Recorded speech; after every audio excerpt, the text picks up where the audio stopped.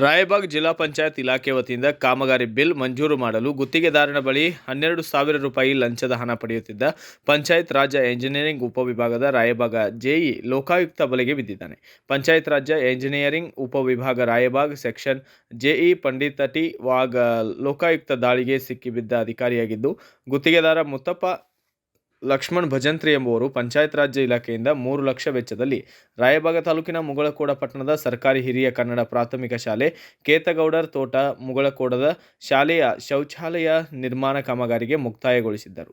ಕಾಮಗಾರಿ ನಡೆದ ಸ್ಥಳಕ್ಕೆ ಭೇಟಿ ನೀಡಿದ ಕಾಮಗಾರಿ ಪರಿಶೀಲಿಸಿ ಕಾಮಗಾರಿಯ ಬಗ್ಗೆ ಅಳತೆಯನ್ನು ದಾಖಲಿಸಿಕೊಂಡು ಬಿಲ್ ತಯಾರಿಸಿಕೊಡಲು ಹಾಗೂ ಬಿಲ್ಗೆ ಸಹಿ ಮಾಡಲು ಶೇಕಡಾ 5% ಅಂದರೆ 12,000 ರೂಪಾಯಿ ಲಂಚ ನೀಡಲು ತಿಳಿಸಿದ್ದರು.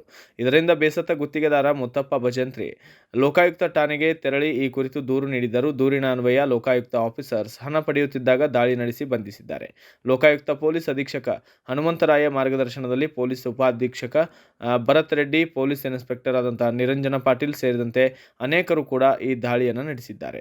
Bureau report, Raju Munde, Bharata Vaibhava news, Raybag.